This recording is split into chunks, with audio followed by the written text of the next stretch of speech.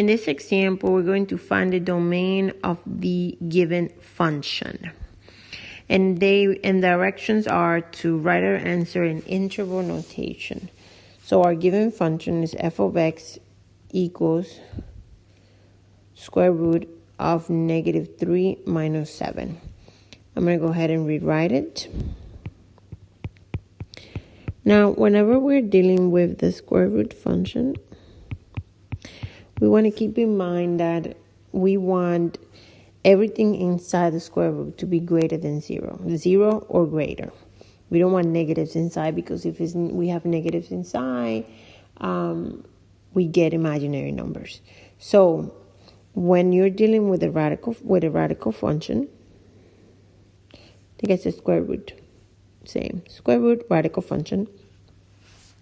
This is the idea. You're going to take the inside.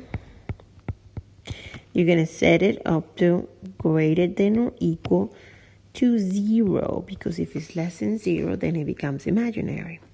And then you're going to take that little inequality that is formed, and you're going to go ahead and solve for the variable. In this case, it's x. Okay. You're going to go ahead and solve like a normal inequality. That gives us x. Now, what happens when we divide by a negative number? The inequality symbol flips. Okay? Important things to remember. The inequality symbol flips. And then we're left with -3 over 7. So, x is less than or equal to -3 over 7.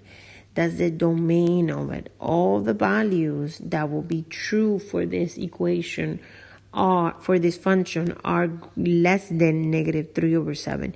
If it's anything greater than that, we'll turn the inside for a negative number, and it will become imaginary. Now we need to write this in interval notation, so we're going to go ahead and draw our number line. We have 0 somewhere over here, -3 over 7. We're dealing with it less than or equal to, therefore it's a closed dot. You have your negative infinity here, positive infinity here. Let's go ahead and read it from the x. X is less than or equal to -3 over 7, which means it's going to go to the left. So we're going to shade this way. Okay, all numbers less than -3 over 7 go to the negative. So in order to write our interval notation, we're going to read it from left to right. The first thing I see is a negative infinity.